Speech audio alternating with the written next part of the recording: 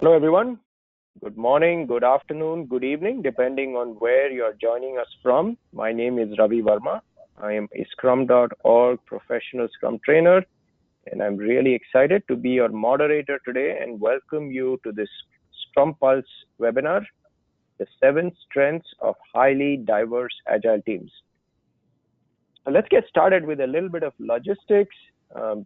During this webinar, your microphones will be muted. However, we do want to hear from you. We want to engage with you. Some ways in which you can engage. You can tweet your questions. Our handle is @scrum.org. Be sure to use the hashtag ScrumPulse. So Lindsay is going to be monitoring those questions and comments and send them to us. You can also type your questions into the webinar questions box. And along the way, if you just want to share your reaction, a comment, you can use the comments box as well. Okay. Let's talk about Scrum.org. We are the home of Scrum, founded by Ken Schwaber, the co-creator of Scrum. We have one true North Star that inspires us every single day why we get out of bed in the morning. We want to improve the profession of software delivery. So that's something that Ken challenges us to do every single day. And Scrum Pulse is one of many ways in which we try to realize our mission and our vision. So it's a free webinar. And in this webinar series, what we are trying to do is there are some unifying themes. We want to share some actionable insights that can help our community, our profession, increase agility through the empirical management of outcomes, not just activities, but business outcomes. We want to use these webinars to help you, our community, our attendees, continuously deliver value to your stakeholders. And most importantly, we want to create a collaborative, high trust, respectful relationship between business and technology. So how can you plug in? We started this 4 years ago, August 2014. We've got probably 47 webinars available on our YouTube channel. So you can watch all of our previous webinars, either on the Scrum.org, Scrum Pulse page, or directly at YouTube. And we want these to be relevant to you. So if there's a topic that is kind of plaguing you or perplexing you, you want to learn more, let us know and you make us a request and we'll get an awesome session designed just for you. Okay? So these are some ways you can plug in. So I'm really honored and delighted to introduce our panel, two of the most inspiring Scrum.org trainers in our community, Uta Kapp. Uta has been in the industry for more than 30 years in the areas of agile software delivery, agile leadership. She was brought up in Namibia. She studied computer science there, computer science in Cape Town, in South Africa in 1980, and then she moved back to Germany where she was born. And as a software engineer, as a coach, as a trainer, she supported so many different companies in their agile journeys.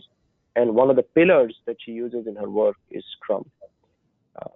These days, the question that's inspiring Uta is, what special gifts do women have to offer to the age of digital transformation? And Uta is also one of our leaders in the Scrum.org Diversity Council. So please join me in welcoming Uta to our panel. And then we have another inspiring Scrum.org Scrum trainer. We have Dave Dame from Canada. So Dave is a leadership coach, enterprise agile leader and trainer with over 20 years experience. And he's used this experience to enable large-scale transformation in many complex organizations. Dave is passionate about building high-performing teams, trained more than 600 professionals in product management, leadership, agile delivery, and he's worked with many diverse technology companies like OpenText, PTC, MCAP, and just one of the many measurable outcomes that Dave has helped his teams achieve is improving delivery times by over 150%. That's just one example. And right now, Dave is at Scotiabank. He's the global enterprise agile leader, and he's built up an agile organization across 5 countries with the goal of engaging Scotiabankers across the organization to embrace agility and change. So welcome, Dave. So before we dive into diversity and the habits and the strengths of diverse teams, let's level set. Let's make sure that when we use the word diversity, we are aligned on what we we mean in this webinar. So sometimes people use diversity to mean political correctness or social responsibility. Neither right nor wrong. We just want to clarify that in this webinar, when we say diversity, we don't mean either of those. What we really mean is, can we use diversity as an enabler to create a greater collective intelligence inside of the team? So I'm borrowing a phrase that I heard from Peter Senge in his book, The Fifth Discipline. So can diversity create a greater collective intelligence? Can we use diversity as a force, as a catalyst for creativity? Can it be like a primer for performance, high-performing teams? And can it enable a competitive advantage because your teams now have some intelligence that others do not? So let's explore this in greater detail, and let's explore what strengths diversity might bring to Agile teams. So I want to now hand over to our panel, and Uta is going to kick us off. So Uta, all yours. Oh, sorry, it's Dave. Sorry, Dave. No problem. So when we're talking about multiple teams, and especially in Scrum and Agile, we learned early that the benefit of a cross-functional team had in delivering software. And when we're delivering a local product, that really was sufficient. But in today's global economy where we build a product once and ship it out globally, a cross-functional team is no longer enough. We need a diverse team to understand our diverse customer base that we're serving to. So when you're building a team, you really need to, since you're building for diverse customers, the best people to build for those are diverse team members. And what that gives you is multiple perspectives, not from a cross-functional experience, but diverse experiences and cognitive intelligence that can really holistically look at the problems you're trying to solve in a more personal way. When we're delivering things, it can't be just feature and function. You're really trying to solve a unique problem. And as a product professional, I really like to really triangulate on what that exact problem we're trying to solve and how does that problem apply to our diverse customer base. And really understanding the empathetic need of every diverse customer really comes up with multiple solutions we can do for things. And we got to remember when we talk innovation, and I'll use a personal example. When Apple Pay came out, everybody thought that was a nice, convenient way for people to pay their bills, to be able or to buy coffee or to rapidly do things. As somebody with a physical disability, having Apple Pay allowed me to independently go out for coffee and meet for people, where previously I used to have to ask a perfect stranger to go in and grab my wallet out of my knapsack. How many people on this web call would trust a complete stranger to go through their wallet? So that really prevented me from wanting to go out and enjoy the world and have conversations with people. Something as simple as Apple Pay that might have been convenient for others was game changing for me. And I think as we're developing products for different diverse customers, we need to really understand that even though for one diverse customer it might be only an efficiency gain, but in another customer it might be a capability that they never had before. And in the banking industry going digital, in some countries, digital will be the first time people have formalized banking. So even though it's convenient for people that have done banking, in some countries it's even enabling. Cool, Dave.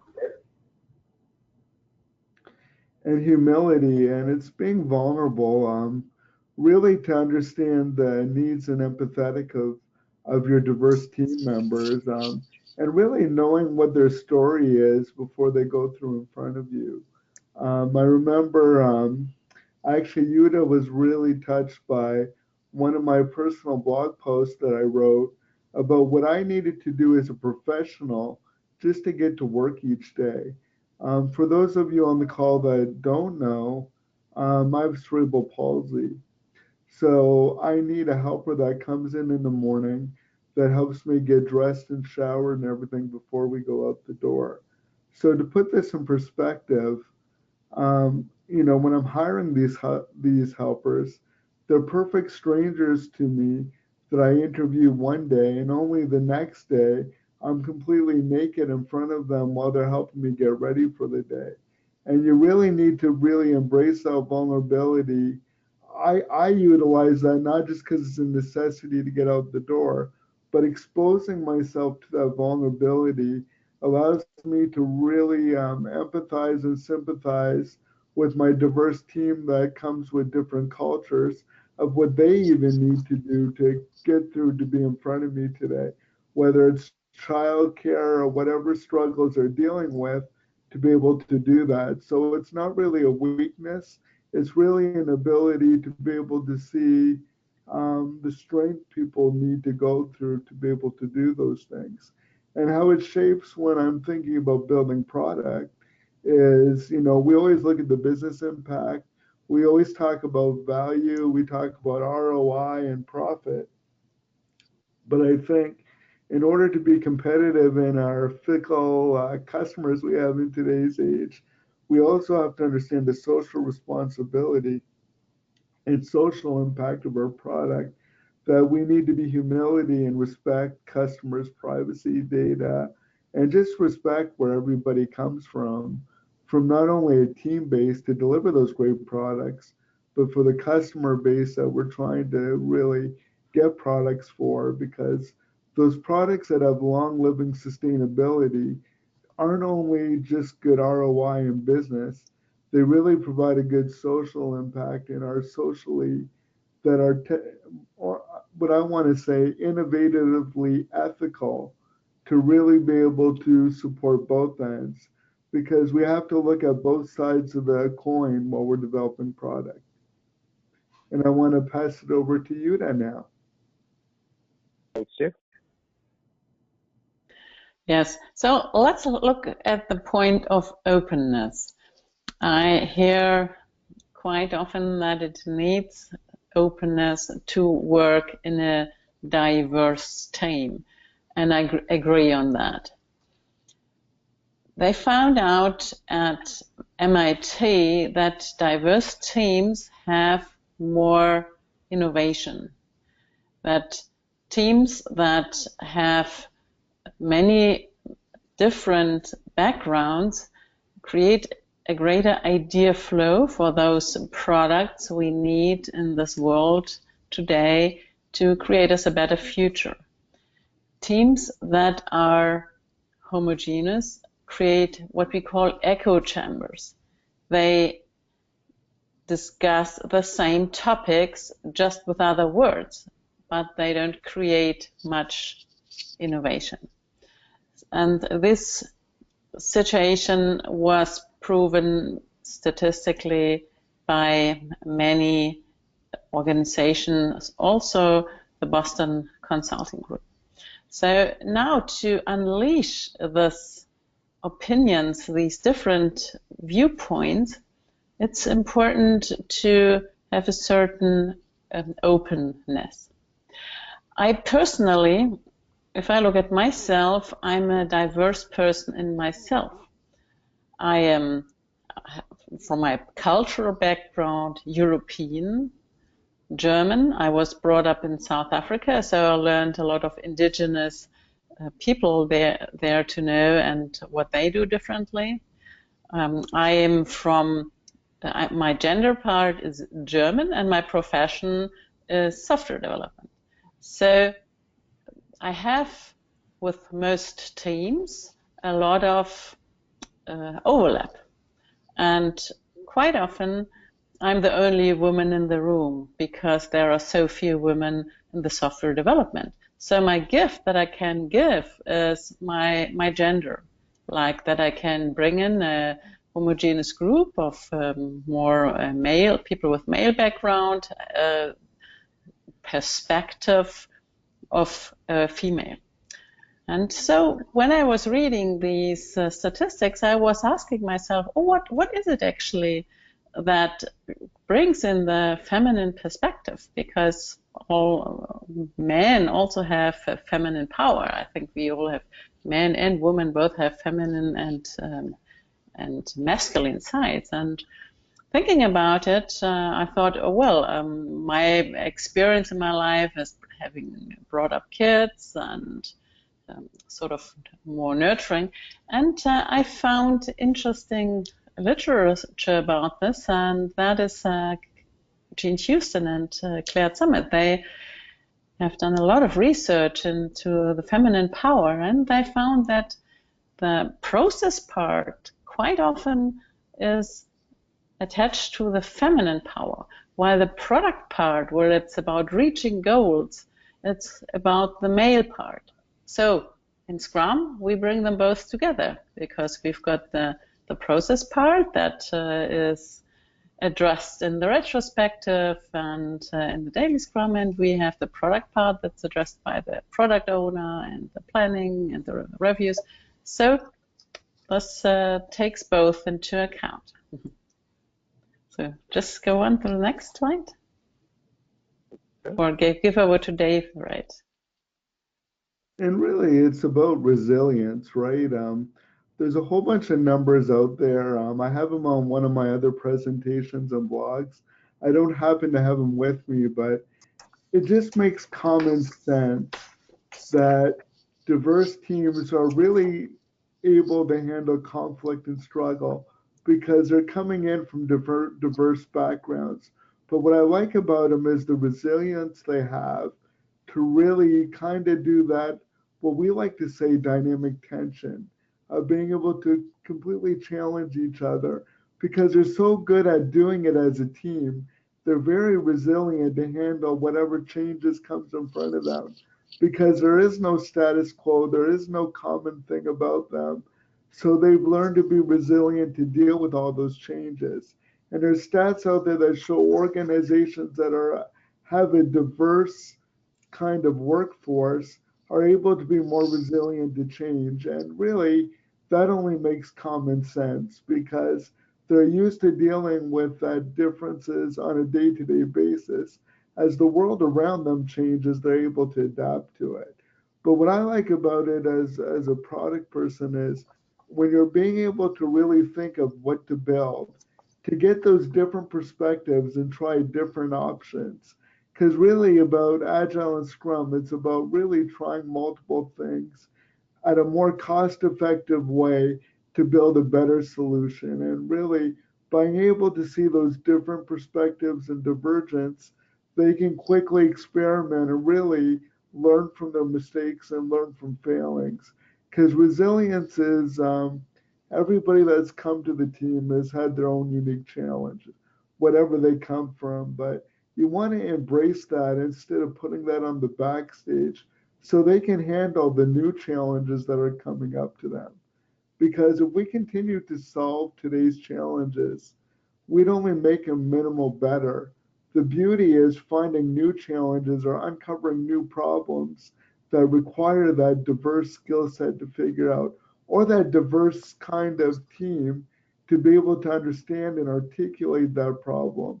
Because we want to really utilize everybody's collective intelligence into building it. So it's funny because teams will look at me as give me the stories and give me the answers.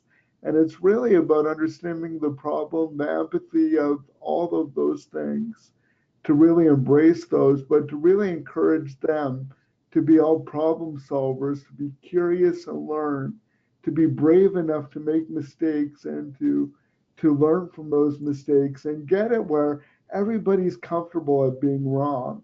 Because the only way we're going to develop something innovative is in that comfort of being wrong and that curious to find new and that stubbornness to wanting to do it great. And it's hard to balance between all those things, but resilient teams can balance through those things.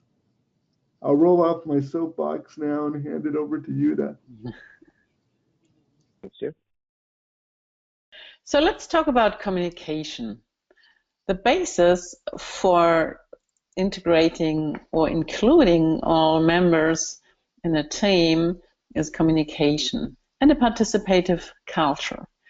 And what I've found talking to people that, for example, come from a different cultural background, like one woman, she moved from Spain to Switzerland, and she said, well, my gift is that I've got a different cultural background.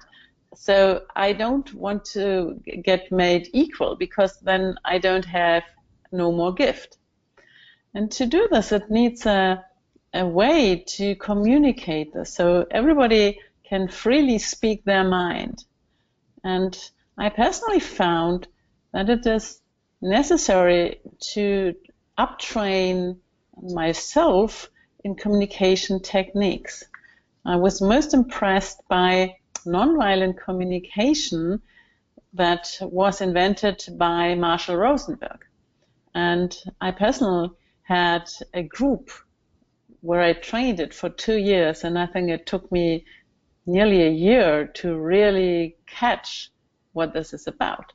And usually it's about being empathetic with other people and having the emotions and the facts divided from each other. This is usually quite easy to do with a person that you meet, but it's very hard to do that with yourself.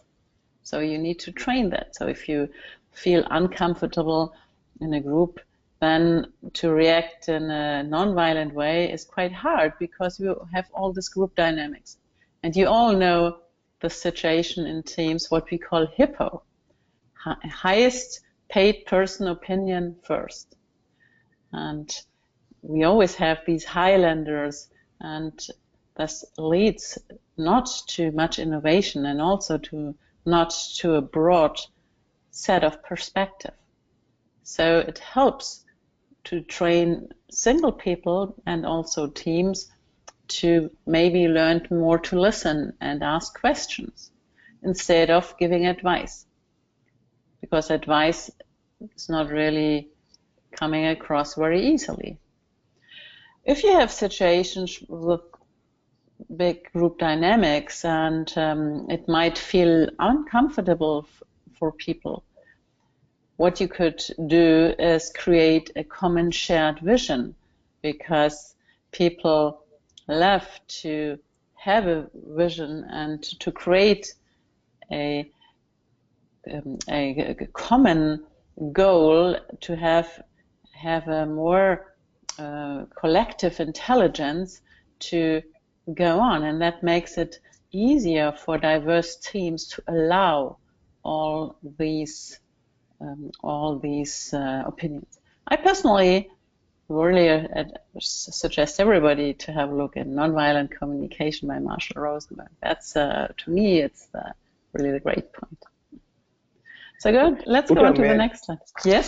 Yeah, Uta, may I ask a question? So Abel has asked a question, and if you feel it's appropriate, we can answer it now, or we can reserve it for later. So Abel's question was, do you have any suggestions on how we might manage intercultural conflicts within the team? Do you feel they should ask for external support or work it internally, or maybe it's situational, a little bit of both? What are your thoughts?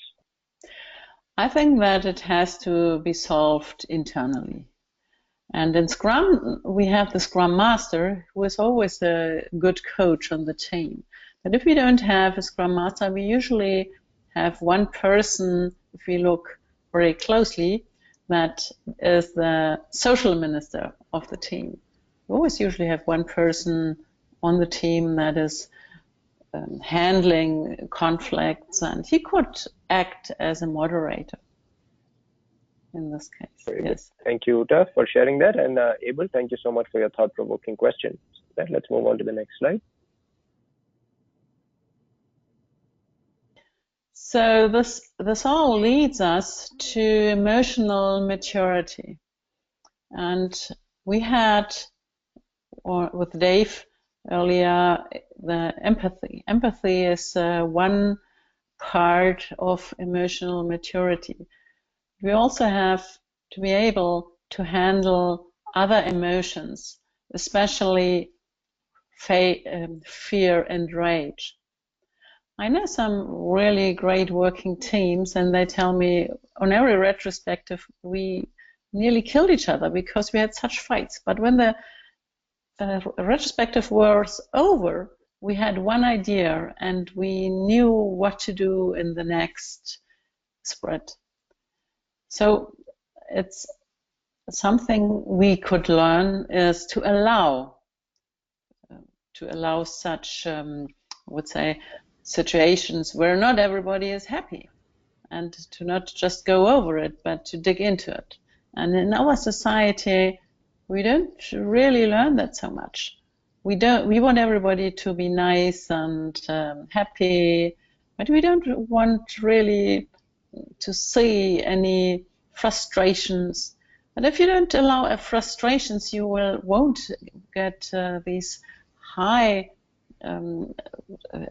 emotions of really feeling joy and to be ecstatic about the work that you've done when you've really delivered a great product, to have a party.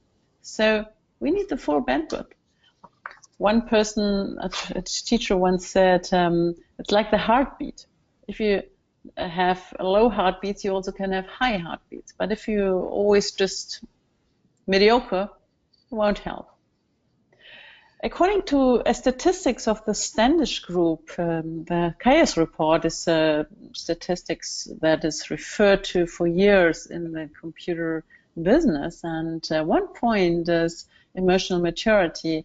They found that it is just as important as support by management and at optimizing and using user feedback. So these four together make up the biggest part of the success of a project or a product. The good thing here is that all human beings have the same mimic for emotions. So across cultures, we can see how people feel. That's why it's possible to synchronize movies, by the way. So our emotions are the common is the common language we have. It's not our language that we speak, but our emotion, our mimics. Fear is expressed by every human being in the same way, while animals express it differently. But no matter if you have a person that lives in some indigenous culture, like in Papua New Guinea, or you have a Japanese person or American person, they still share the same mimics. And so that makes us all human. Paul Ekman, he's actually did a lot of research in that. So if anybody's interested in this, look at the website of Paul Ekman. Very good. Okay. So Uta, Dave, I'd like to open to you as well. So I like what Uta said, that emotions are like a unifying language that bind us together, and they're agnostic to the language we speak. In terms of safely discharging emotions and constructively channelizing emotions which typically make us uncomfortable in the workplace, are there any specific practices that you have found useful in teaching teams how to do this constructively? Yes. I teach them how to separate the facts from the emotions. So if you state something, well, my smartphone is lying on the table, that's a fact. And the emotion to it could be, and it frustrates me that every day my colleague is putting 3 smartphones on my table and I can't work. So I have this frustration and emotion in that. And if you are able to separate just the fact the smartphone is lying on the table from the frustration, what it does to me because it just kills my table, then it's easier to talk about it. What I found is when we have discussions on really awkward stuff, and you're able to say, oh, well, this makes me really helpless, or I feel confused. What usually will happen is, first thing is, oh, poor thing, how can we help you? I'm so sorry. You have to let that go. And after that, you get a window of describing your problem. So it's worth it to train people in distinguishing their own emotion, and that's very hard. It's very hard to distinguish the emotions of somebody else by mimic, but try it on yourself in real time. Usually at the beginning it took me 24 hours to realize I was really upset, and after training it I was able to do it more in real time, sort of to say, okay, this really makes me furious now. It's hard. It is, and I have a different perspective. I love when teams bring their emotions to it, right? Because to me, it's in that emotion you get the uniqueness, you get the right brain, you get the feeling of things. However, it's got to be safe. Yes. So what you want to do is do that balance between getting their emotions out and the safety where people can feel safe and do it in a manner where it's not insultive. So Yes. what I usually like to do as a practice is in the team working agreements, you start it at the beginning of the team, and then you look at it regularly through the sprint retrospectives of what is our going to be our agreements to disagree, what are our rules to challenge each other, which trigger words should we stay away from, because there's certain team members that if they hear one or two words, they just go off the handle. So maybe we learn to go, okay, how do we avoid those trigger words?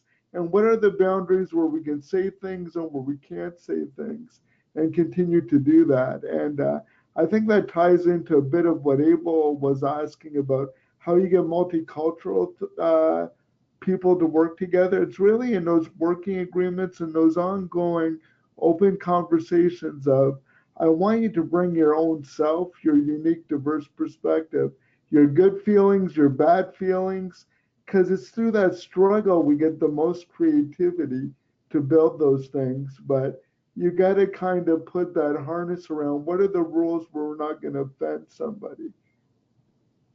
And that's very important to make those team agreements right at the beginning, because you can't do it when you're in conflict. So, like Dave said, at the beginning. And to do it ongoing too, because people are usually nice in the beginning. Oh, we won't disagree. And I'm like, if I'm doing my job right, you're going to disagree because I want that conflict. I want that dynamicness, but I want it in the safety where everybody can have a voice in that conflict. Yeah. I think mindfulness might also play a role here. So I was listening to, I think, something on NPR, and I think what the speaker was saying, mindfulness is just being aware of what we are feeling, not necessarily attributing a value to it, but just being aware. Okay, I'm feeling anxious, I'm feeling scared. And then we could combine that with what Ruta was saying to separate the facts with my emotional reaction, and then we can work on it. So very thought-provoking. Okay, so let's move on to the next slide. So it all boils down to creating a participative leadership, all those points. And we need this participative leadership to unleash the power of diversity. That's also a statistic. So all these points we discussed help us to get there. The Scrum framework might help as well. So, Dave, what is your insight on implementing participative leadership? Because you have implemented it across countries and across all different cultures. The biggest challenge is leadership is going from directing to participating, right? And it's giving them a toolkit and toolbox to get them to lean into the teams and lean into the problems and really participate to solve these things. One of my good friends that's a leader brought up a good point is If diversity was really important to the organization, it wouldn't be a problem. And that's because we don't deliberately sought out for diverse teams. And as a leader, I've even learned that when my recruiting team gives me resumes for candidates, that I can actually push back if I don't feel it's diverse enough to have them dig in the talent pools through different pools than they usually go to get me that same kind of talent but the diverse perspective. And it's coaching those leaders to, if you want that diverse perspective and diverse thought, start kind of doing it by your actions, by getting those candidates in, getting those candidates as part of the team, and not in terms of social equality like Ravi said earlier in the talk, but more there's top performance in every diversity. The problem is we just don't know those different talent pools and where to get that talent. So as leaders, getting them to participate, to push, to get that diverse perspective, and really getting leadership to be part of the team, to understand the empathy, to understand where they are in the release because they're attending those sprint reviews instead of asking for separate status reports or anything like that. Because the more engaged they are, they're more in tune to the people they're having, the more connected those Scrum teams feel to their leaders, and the more the leaders can self-serve and support their teams. I'm actually doing a product training course, and one person emailed me and said, well, if I send one of my people there and they get approached for a new job, what should I do? And I go, if it's a better opportunity, you should let them go for it. If it's not because it's a better opportunity, if it's the same or less, it's an opportunity for you to reflect and go, how can you serve them better where they're looking to move and it's not to better themselves? So it's really getting the leadership to be self-aware, really understanding what they can do to be participate to the success instead of trying to lead for it.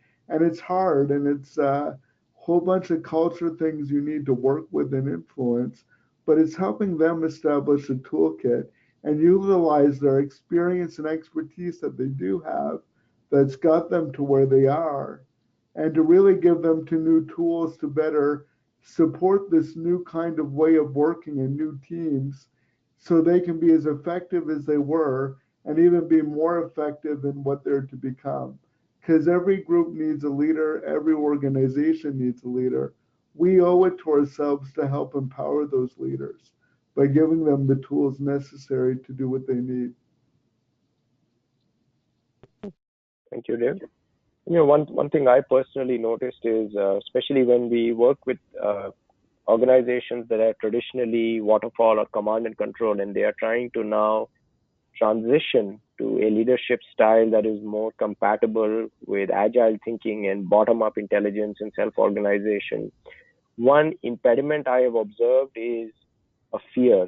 So, Peter Senge talks about mental models, and if the leaders have a mental model that there is something they deeply care about, and by decentralizing decision making, that outcome they care about will be harmed, then as a reaction to that fear of losing something, we as human beings, that applies to probably most of us, when I care deeply about something and I'm scared it's going to get lost or damaged, then I regress into a more controlling style of decision making, right? So one practice that I have found effective in enabling a greater participative leadership is to understand what are the core mental models and the fears of the leaders, and see if I can hold their hand and have them take calculated risks with participative leadership in relatively lower risk concerns. And then if the world doesn't fall apart, then maybe we take the next experiment, maybe which is a little bit higher risk, right? So that's just some techniques that I have found to be effective. And we have a couple of comments from Raj, one of our attendees. So Raj, thank you for sharing. Raj mentioned that helping leaders make situationally appropriate leadership, or use situationally appropriate leadership based on the individual or the group, based on their maturity. That might also be a valuable tool in the toolkit. And Raj is suggesting that we consider John Maxwell's 5 levels of leadership to learn more on this topic. So, Raj, thank you for sharing.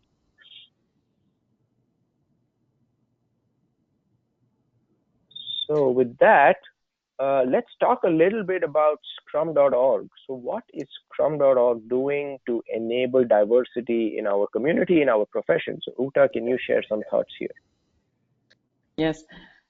We work a lot on having higher diversity in Scrum.org trainers. We are quite good already. We've got people from all over the world. And we've got some parts where we would like more participants to get on board.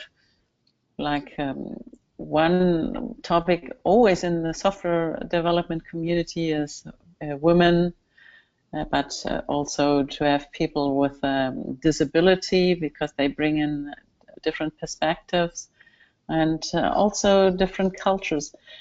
In software development, we usually all have one point that's our profession that is very similar. So people can speak Java and Scrum and English, I would say.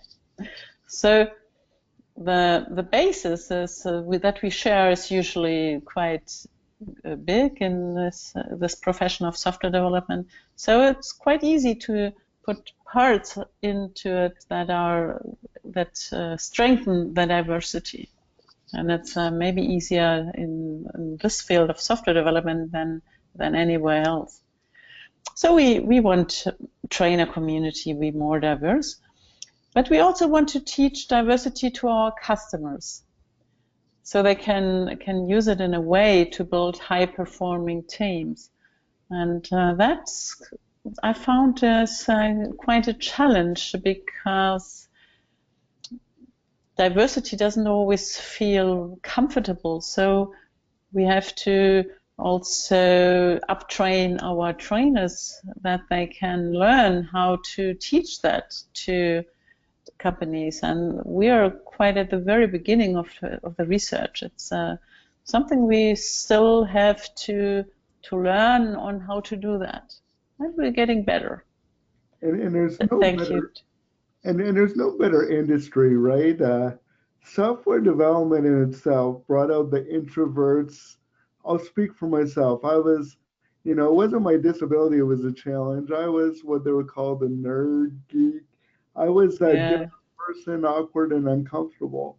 Software gave me the platform to be able to be myself and bring a unique skill set that not all the cool kids had, not all the jocks had, not all of that.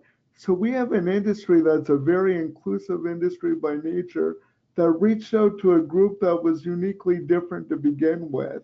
And now with the way technology has evolved and we're more global than we used to be, social media and internet, now the distance of that diverse group of weird people that came together to do software that we've learned also has good business acumen. We look at, the new products we got out there like Facebook and Twitter. They weren't business people. They were people that loved to code and technology and had an idea. So we got to get out of typecasting that there's business people, there's technology people, there's diverse people, there's unique. There's just a lot of good people with a lot of good intelligence. And let's not label them into them, us, we. In my lifetime, if I'm here and we get out of saying, instead of them, we can say, not they have to change, we have to change. That collectively we can all move together and build some cool shit to solve some really unique problems. I think we've accomplished something. And it starts with maybe I don't know if diversity is more uncomfortable, rather that it's got to be more purposeful, that we really need to sort out and uniquely appreciate it and kind of embrace it and not try to fit into a mold, but really get those unique people and allow them to remain to be unique so we can get that. And as a community, we're starting to make sure we get a different training community. We're starting to get more diverse examples in our case studies and our courses. but it's sharing our customer stories, because our customers are all weird, unique oddballs like us, that we can bring all of our customers and students together to begin to start singing the same song. And I believe that's what Scrum.org is doing to help enable diversity, not only in the Scrum.org community, but in those communities of companies that we're fortunate enough to serve. Yeah, and Yes, and if I may, sorry, go ahead, Uta. And if I would add something to it, it's always been the mission of our founder, Ken Schwaber, to bring ethics into the profession of software development. And we all live in one world, and especially in the software community, can bring so much good to improve the challenges. I guess Dave also said our collective challenges. Absolutely. And from a diversity perspective, if I can share my story about how Scrum.org has provided me and other oddballs like me a home, as a person who comes from a middle class background in India, many of us, as we grew up, it appears that we were given a choice. You can either do the right thing and answer the call of your soul, or you can get a paycheck, but you must choose. So, many of my friends, when we meet together, we hear about, oh, well, I don't like this about my company or that about my company, but I got to get a paycheck. So, it's like you sacrifice your soul or you sacrifice shelter. And Scrum.org is the first place where I learned that's a false choice. You don't have to. You can do the right thing.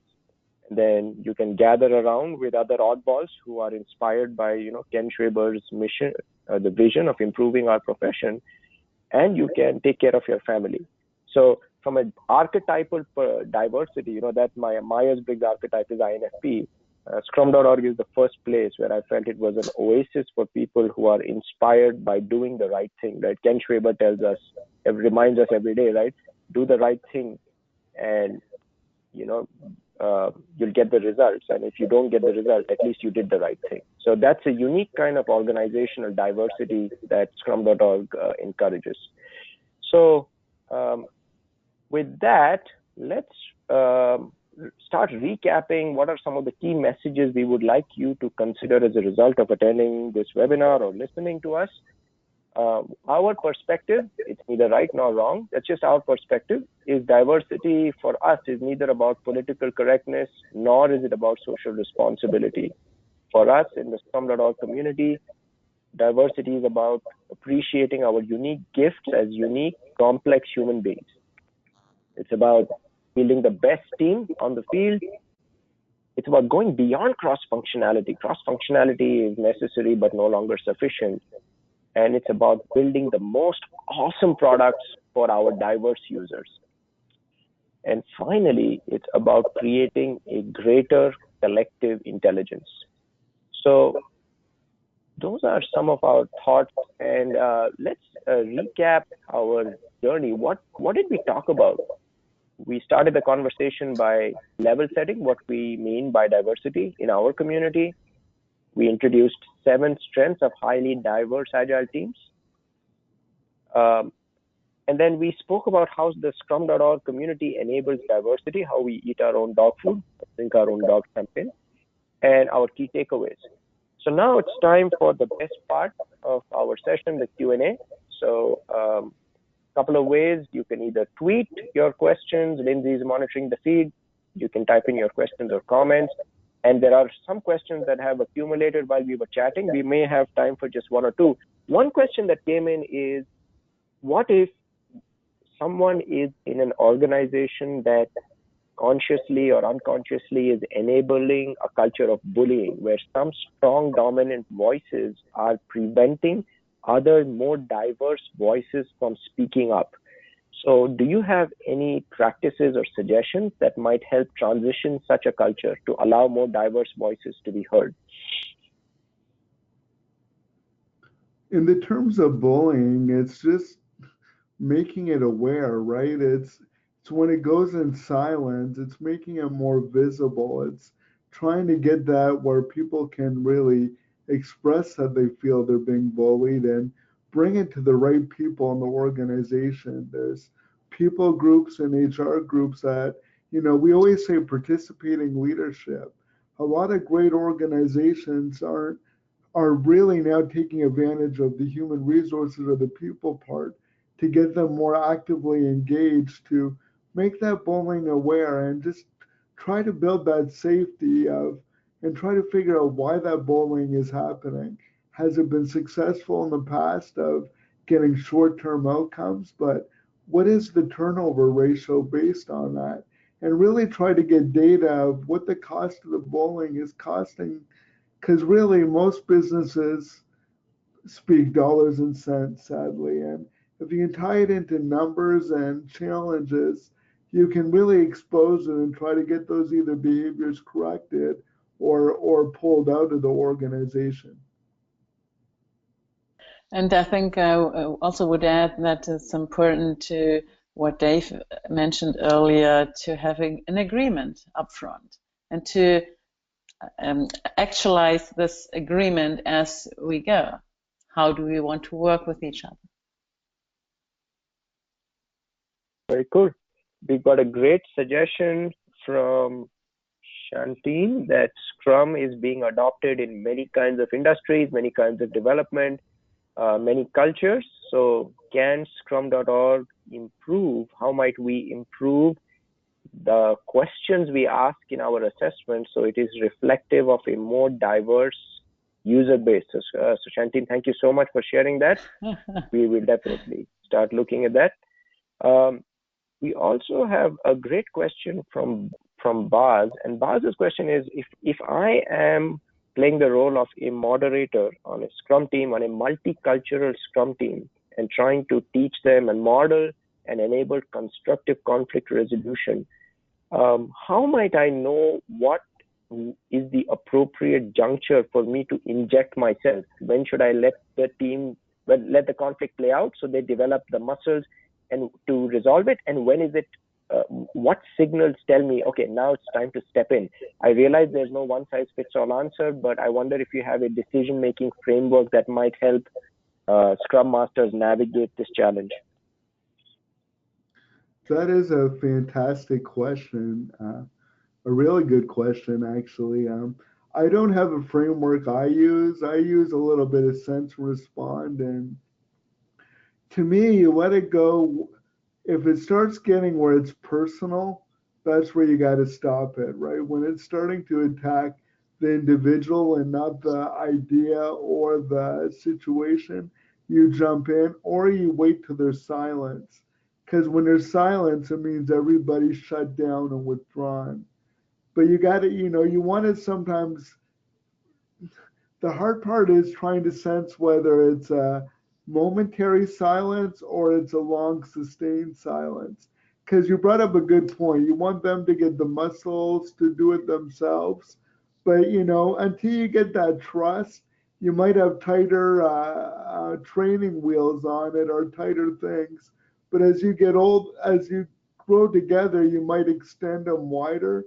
But really, the cues I look for is once it gets personal, I jump in, or once there's silence, I jump in. And part of the things I measure is how well the teams will correct it themselves. How long does the silence go before someone else speaks up to remedy it? Or I try to make sure I'm not the only one that remedies it all the time. At first, the Scrum Master, you always are the one to do it. But a good way to do it is to see, is somebody else going to jump in on those days you're on vacation and you might not be there. So it's developing that courage and strength where everybody can jump in.